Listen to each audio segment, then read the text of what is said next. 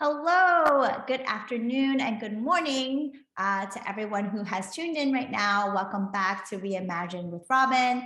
Thank you so much for making us part of your day. As you know, Reimagined with Robin is a 15-minute live conversation with a leader who is working to reinvent how we interact with the world we live in, from renting physical spaces to reinventing how to run cafes and more. I'm really thrilled to be doing this multi-part series during AAPI Heritage Month.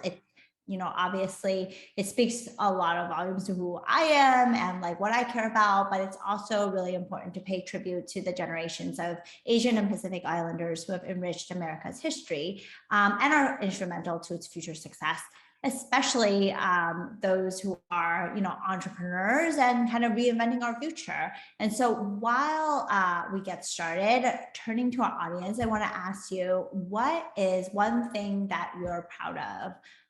Please put that in the chat and we'll want to make this as interactive as possible. We are celebrating AAPI Heritage Month today, and our special guest is Bob Wu. So I have known Bob since 2015, I think, if not maybe 2014.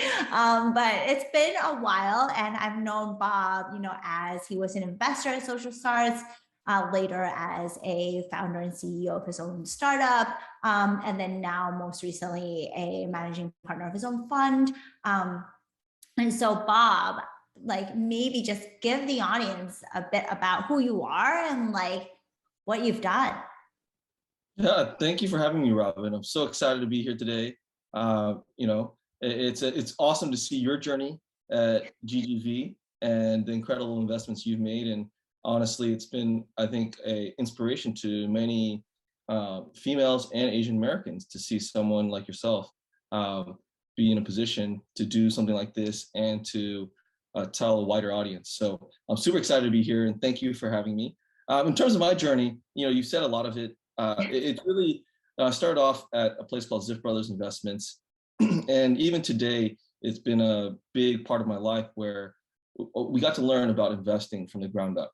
And we learned about culture, what makes a really, really sustainable business, and really how to build a great bench of people to work with you. So getting that experience allowed me to then join Social Starts and help them launch that. And we invested in companies together like Boxed. So great experience there. And then wanted to start my own company. Started with two Asian Americans that I actually met in New York through an organization called TAP, Taiwanese American Professionals. And then from there, sort of at the same time, I was involved in nonprofits and doing an event called Asian American Tech Entrepreneurs, which you've attended before. And really simple was the idea that how do we bring together Asian Americans, both that are on the investing side and on the entrepreneurship side? How do we just put them in the same room and keep it really light?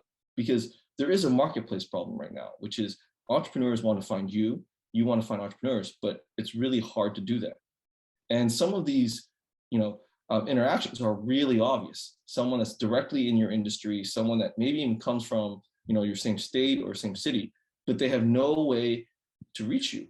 And so how do we make that really easy? So we started Asian American Tech Entrepreneurs, and everyone from yourself to Seiju from Noom to founders from Peloton, all Asian American, and then everyone from Ben Sun from Primary to all the other Asian American VCs in the city. We just put them in the same room, and it turned out to be something that everyone really enjoyed. The funny thing is everyone would come back to me afterwards and say, "Bob, I love it. When are you gonna do the next one?" And I said, "Look, it's free. You get to drink and eat for free. It takes time to plan this, and so it depends on when I have time." And people would say, "Bob, well, let me know what I can do to help." And I said, here is exactly the blueprint.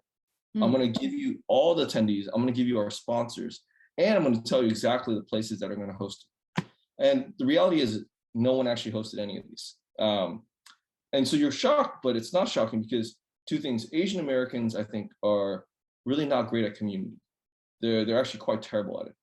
They're not great at social networking or networking in general. And a lot of times we're really focused on our individual success. So when I always ask people, that are very successful, I was like, so in your class, your graduating class, or even in your group of friends, how many went into sort of community development? who took on a path where they're really focused on sort of galvanizing the community. And I would say probably like very few. The best and brightest of our generation are actually not involved in building our community. So it's not shocking that, you know, we aren't really good at networking with each other, especially at the highest levels. I never really thought about that. That makes a lot of sense. Yeah, it's kind of, it's well, think about our parents' backgrounds, right? When they came to the United States, a lot of them were immigrants. You know, they came because they wanted to make sure that we had a great future. It was to put their heads down, work hard. And so in a lot of ways, it was the opposite of trying to create a strong community to speak out. And we're at the point where if we don't speak out, then we're never going to move forward.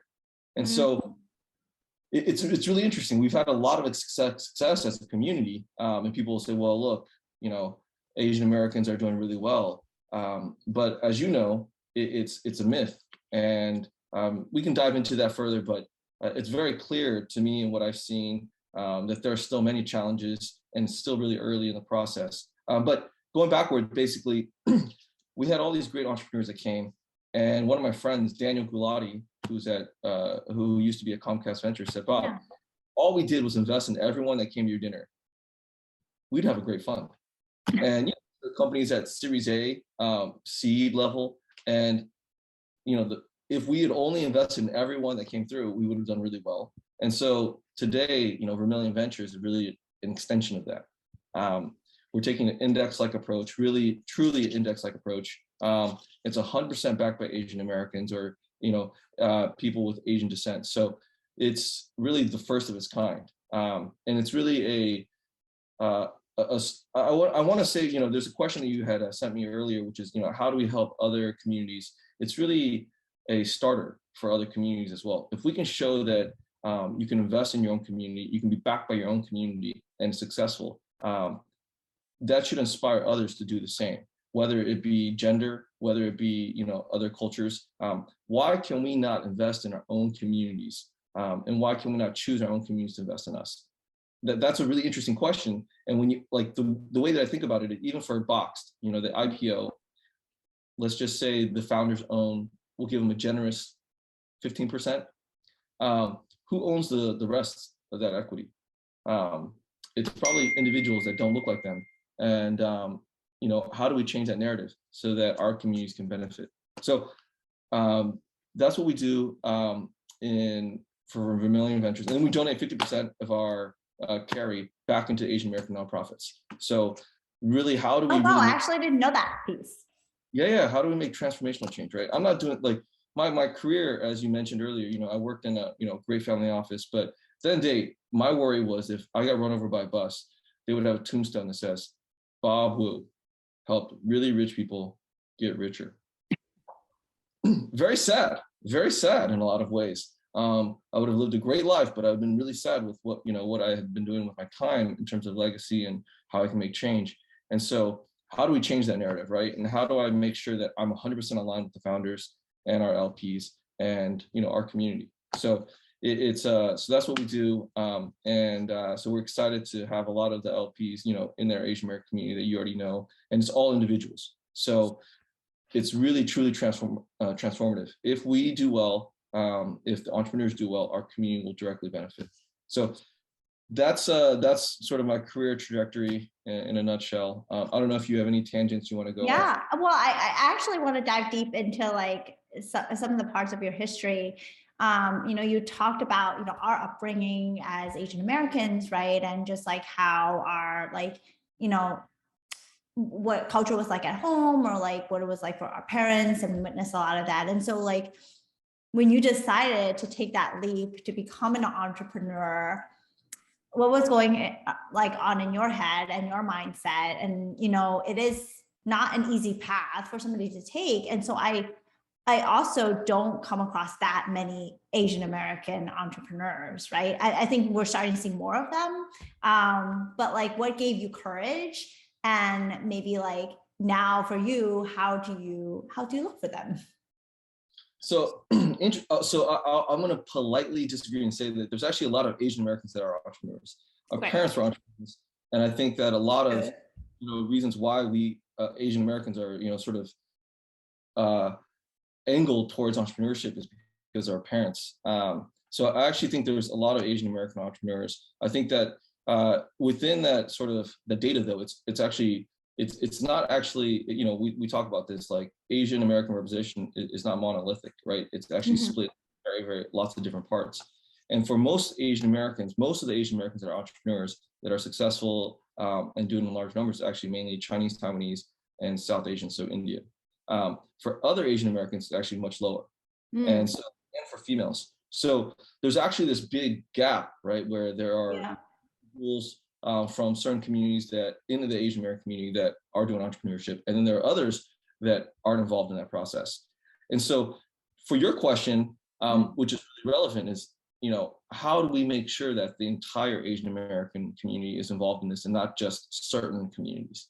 I think that's really important. So, you know, when I think about even Asian American females in general, there are high caliber, high quality, experienced founders who still struggle to fundraise. And it's not because they're not eloquent. It's not because they don't have experience. It's really because there's still bias in the community. And it's very strange to me. It's really weird. But then when you think about the data that shows, you know, how many Asian American women are actually in leadership positions, it's really sad, right? It's really sobering. And this is across the board. So it's not just affecting, you know, so I would say like there are so many pieces to that. But in terms of like, I think there's lots of Asian Americans that are doing entrepreneurship. And that's why I think our sort of index methodology is actually going to be very successful, because there are a lot of Asian Americans. And, you know, at the end of the day, like, can I invest? Will I have enough capital to invest in all of them? I wish I do. And I hope to have that one day. But right now, you know, we basically have a strategy that, you know, narrows it down a little bit for our focus, but it allows us to invest in any Asian American founder, regardless of type of Asian, regardless of gender, which, you know, I want to take out a lot of the parts of the process that make me biased personally. And I want to just say, look, I want to say yes as often as I can. And I'm going to do as much as I can to help you so that we can invest. So it's a little bit different. Yeah. So is the fund like is it more of like a generalist approach? Like, are there certain verticals that you care more about others or interested in more, or like it really is come down to like the founding team? So our one sort of caveat is it has to have a high quality VC lead. So whether it's GGV, whether it's another fund, as long as you have a high quality VC lead and you have one Asian American founder with significant equity, we'll do the deal. It's literally industry agnostic. So I won't tell you, if you send me a deal that you're leading, I won't say, well, I don't have good experience with hardware. I won't say that. I'll say, yeah, great. Send me the docs. The decision-making process is really simple because I really want to say yes. And if you send me a founder that you really love, and you know you're passing from GGV's perspective because you don't look at healthcare, for example, and great, then I will do my best to help that founder raise. That is what I do. And it's really, even if I don't get to invest in the founder, my job is really to, as I mentioned earlier, is for that, creating that marketplace. I want to create as many marketplaces as possible so both founders and investors can succeed and we can invest in each other. Because that to me is the ideal world, right? Where we can invest in each other, we can help each other, and you know, all boats rise together. That would be ideal. And so I'm trying to create that. Yeah, I actually look forward to like the newsletter that you send out every month, because one of the most special things about it is that like you write about the entrepreneurs that you've met, who you know are kind of like looking for funding or just had a lot of success, to celebrate them. But you also have a section where you speak about talent that's like in the market right now. And I think that's really powerful, because it's not always at like, you don't have to be like only backing CEOs, right? Or like co-founders, but you're backing the next generation leaders and, you know, and emerging managers. So I always like look forward to that newsletter every month. Yeah, it's crazy, right? Like what I do, I don't think I do anything special. I don't think I do anything that's weird that no one else can do. I'm just trying to do the basic things. But you actually do it, like you said earlier. You asked me like, you know, what made me want to be an entrepreneur? And, you know, I would say like ideas, people always say this, there's tons of ideas. Execution is everything. You just have to be willing to, you know, do the work. And your question on like, people ask me like, Bob, if you have this like entrepreneurship edge to you, why didn't you go back and start another company? I'm like, I did. I really started a company that I understand. I understand investing. I understand the product. I understand everything about it. So I'm pretty confident in where it's going to be. So really, it's the same thing. I haven't changed my entrepreneurship journey. It's just the product went from a consumer product into sort of a fintech product. And so that's really it. I mean, I don't think anything has changed in terms of me wanting to try to change the world in the way that I would like, things to be. But you also asked the question, Amazon's founder said this, it's it has a framework where you think about the sort of when you're 80 years old, will you regret doing this? Right. And to think about that regret minimization framework. And people talk about this, I'm sure you've heard of it, but I think it's still valuable, but we say it, but we don't actually like embrace it. And so you have to think about what would happen in 80 years? Like, will I regret? And usually the answer, I think, is very clear. There really isn't a debate. It's like, okay, if I don't do this, I'll never do it. And so the risk is really high that I will worry about this forever, because there's a point in time where we don't have a significant other. There's a point in time where we don't have a lot of kids. There's a point in time where we have free time. And every day after that point, there's just more things that we have to worry about. And so it's less likely we'll take risk. And so if you're asking that question, the answer is almost like very likely that you should take the risk, because you won't have another opportunity to do it again. And so people ask me a lot, like, should you or should you not do stuff? And I'm like, at the end of the day, it's like, it's very clear that you should take the risk, and you won't ever regret it. And there's always a chance to go back to whatever you're doing before, because you're probably successful at it. Yep. We've known each other for many years now, and throughout that time, we both got married and had kids, right? So, what is your advice to anyone out there? Because, or even your daughter, like maybe 20 years from now, when she graduates or something like that, what do you want? What do you want the world to look like for AAPI? Yeah. So one of the things why I started this, I don't want the world to look the same in 15 years. If she has to deal with the same issues that founders are dealing with today, everyone has failed. Our whole community has failed. We have done nothing to move the needle. I mean, that's literally 15 years. We have enough time. And if we're not actively working on something to change the world for them, then like, what are you doing with your time? I really, really ask myself that. And so even for founders that I see that literally, like I said, female founder, a lot of experience, really successful already. Her numbers are great. She might speak with an accent. Great. But why is she not able to raise a large round? And why are the only individuals investing her minority-led funds or female-led funds that are focused on that specific? Like, it makes no sense to me. They should have the same exact chance as anyone else. And how do we change that narrative? So that's really it. If in 15 years my daughter is facing the same issues, I haven't done my job. But the idea is that we do this one step at a time. I hate to mention this. Will Smith has a biography that he wrote, but if you read the first chapter, he talks about how his dad made him build a wall, and he realized that you can't build it overnight. You got to do it brick by brick. And so we as a community have to recognize there are real issues, and that we have to do the foundational work. We have to build our community back brick by brick.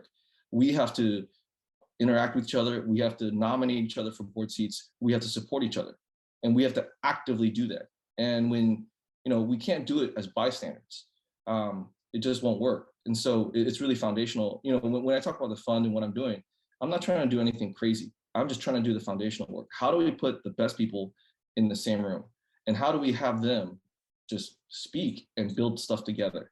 That's really as simple as that. We don't even do that today. And so, yeah, so when you ask me in 15 years, hopefully people cross industry, cross geography are helping each other.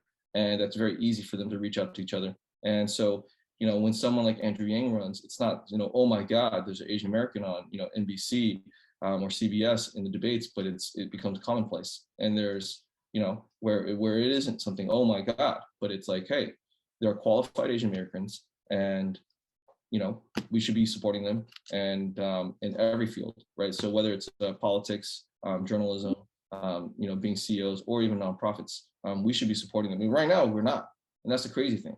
Even for politicians that are running, I talk to them all the time, and our own community is not even doing fundraisers for them. They're not even going out to vote for them. So when you ask me like, what can we do? Like, there's so much. Just do something. However small it is, right? Foundational. But I had a conversation with the Fung brothers, David Fung in particular, and he says that like you can't, like, even if he yells from the top of the mountain to tell people to do things, it just doesn't work. Like, people have to fundamentally want to do things, and I felt that was really powerful, because he has a microphone, he has a megaphone actually, and he says, look, if people don't want to get involved, there's nothing I can do. They have to fundamentally want to do this, and then whatever they want to do, they can do, but like they have to fundamentally, like at their core, want to make a change. And so I think that's really what it comes down to. But yeah, I don't know if that's a lot. No, it's true. It's like as a parent too, like like you can't just tell your child to do something, but the way to encourage them or excite them to want to do it intrinsically is to lead by example. Right. And so I know we're at time, but I just want to talk to you forever about this topic. I feel like so does our audience. But it's so powerful because you already set that example, and there's more and more of us who are encouraged by it. And I think hopefully with everything that's digital, first nowadays too, the platform is easier, there's more access and more ways to communicate with each other better. I look forward to seeing you in person soon as well. Yes, I'm looking forward to seeing you, and doing more events, and hopefully we can collaborate on something in New York. And yeah, we'd love to invite anyone that would like to attend as well, that finds a lot of this conversation helpful or valuable. Would love to chat with anybody. Thank you. Well, thanks so much. And stay tuned for future videos.